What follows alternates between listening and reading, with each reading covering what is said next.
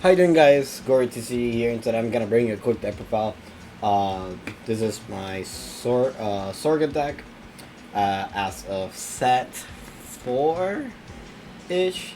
So yeah, I have to give a shout out to Anthony. He was the one that kind of gave me a couple options since he has been playing Zorga for a while. I have played Zorga ever since it came out back in set 1.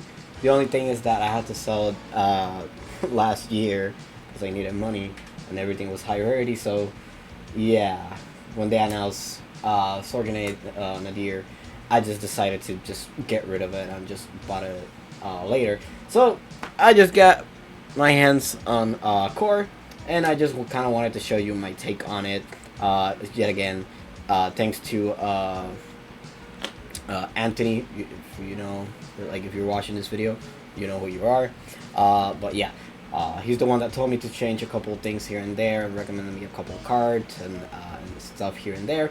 And then I just decided to play test it remotely with my testing buddy for hours upon hours. So yeah, this is going to be my tech for Sorga Nadir. It's a little bit weird. Obviously, you could play this deck in a bunch of other ways, but this is more of a control and just drive check a shit ton of cards. Anyways, starting off with the ride line, just simple. This guy right here split into the whatever you want to pronounce call it.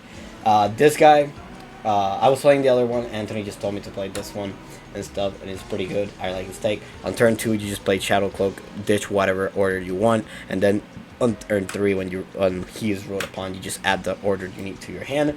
Since you play a bunch of one of orders, and there's one order that you want to replay in particular, just to get that out of the way and add it to the hand so you can play it on turn 3. It's very important. Now for Chain Ranker, the reason why I'm playing Chain Ranker instead of the other one, I really prefer just drawing cards instead of choosing what card add to the hand. To be honest, the turn 2 is just to set up turn 3, and the third one you really don't want to just ditch and just wait a turn. So I'll rather just go ahead and Chain Ranker, Soul Blast 1, look at the top, draw 2 and discard an order. So yeah, and the other problem, to be honest, you don't really have any problem in discarding any order, because I'll just show you the reason why. I prefer drawing 2 than adding something to the hand. It's mainly more for defense, but yeah. And if you go in second, you just basically draw like 3 cards. But yeah, so you go through your deck faster, because you really want to see your combo pieces instead of trying to fish for them. But yeah.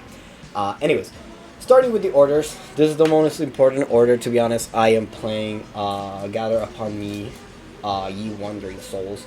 This is going to be your main card, your bread and butter. You really want to abuse this card as much as possible. So if you have the opportunity just to like ditch this, so you can alchemy magic with Zorga out here, it's pretty much going to be your best bet. But mainly the reason why I play 2 is because I really want to see it in my hand. But yeah, some situations you really want to banish it. Half of the time you really want to play it from your hand. This is going to be your first card every single time. So yeah, that's kind of like the bread and butter, if you kind of like know what I mean. But yeah, next we're playing a bunch of one-ups, Matriarch Habitat, just to filter through your deck, and it's just free. This card is just to set up. You look at the top card of your deck. This has to be the last card. Always has to be in their bind. Just because you really want to stack that card on top or send it to the graveyard. The other good thing is that you draw a card. So if you basically use this and this, that is going to be probably your bread and butter, as I like to call it. You basically get an extra drive check, draw 1, and look at the top card, so you can kind of set it up and go from there. Now, obviously, you drive check 3 cards, so basically got 4 cards back into your hand, or you could just do a bunch of other combinations. There's plenty of combinations, so yeah. Matriarch is because it's free. You don't have to pay any costs. Same thing with this card. It's okay. It adds 2 orders back to your hand in case you're a little bit messed up. But that's the reason why we played this card, overcoming the unnatural threat. It's pretty freaking good. It just, if you open with a lot of orders and you have to dish them during the ride and all the stuff, this card just basically saves you that problem. So you can just add them to your hand by banishing it too. So it's pretty good. Cloud Miaspa revives something plus 5k to for row. Everything kind of revives, so I don't see why I really want to play that. But it's an extra card to be honest. You really don't use your counterblast that much, so yeah. And then this card just draws you to a card. This is your Pottery. This card is. There are some situations where you could just set up this early if you have this. You can play, banish your card, then play this, banish this card with another card, whatever. So basically, you get to those like on turn 4, you basically play this for one counterblaster for free, depending on the situation. I don't know how to explain it, but yeah, we'll see it when it happens. I really don't want to make this video too long because I'm already halfway. And for Blitz orders, 2 of this card, pretty good shield value. And it's another order in case you need this card, so yeah. That's it for orders. Next we're playing for grade 3s. The Zorga Nadir, that's it. Persona, nothing else. So yeah. Next, I'm not playing the Prison Dragons because this guy kind of does the same but better in a way. And on top of that, this is an intercept. So yeah, I kind of prefer more to the intercept than not.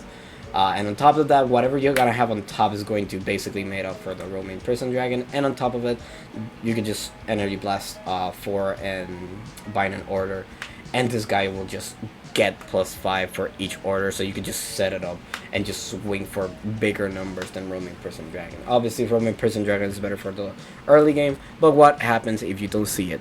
Yeah, it doesn't do anything. So I just prefer playing for the 4 copies of this just to have them in the graveyard in case they get bind or put back into the deck.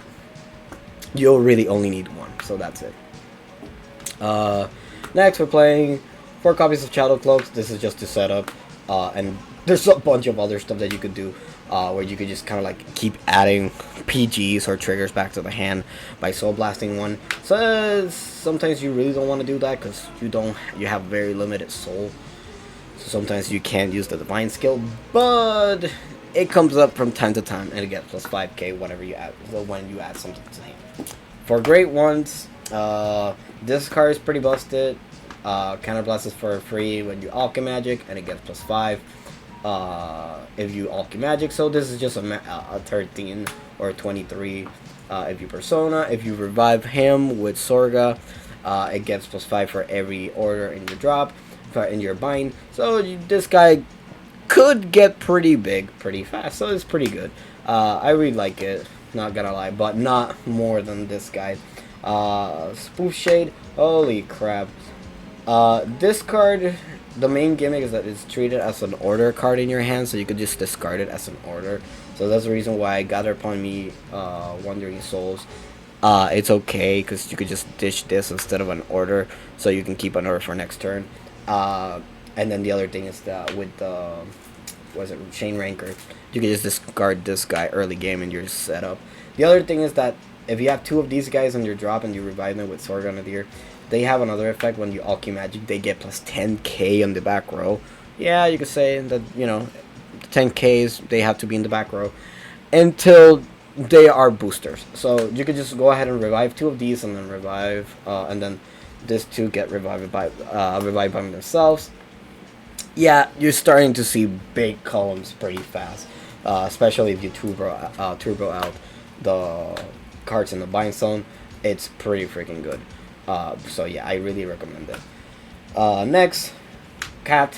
1 cat, because you can revive it and use the effect 2 times, so you can guard it and then revive it to soul charge 2, and +5 if I'm not mistaken. Yeah, and choose one of your units and it gets +5. So it's pretty good. Revive him, then give +5 to something else. So it makes Surge into a little bit bigger. But mainly for the soul charge and the shield value, this card is pretty good. I really, really, really like it. So yeah. Next, PGs. 1 has to be Elementaria. So yeah. This is supposed to be the Regalis piece. This is I forgot the name. Ladder. Angel Ladder.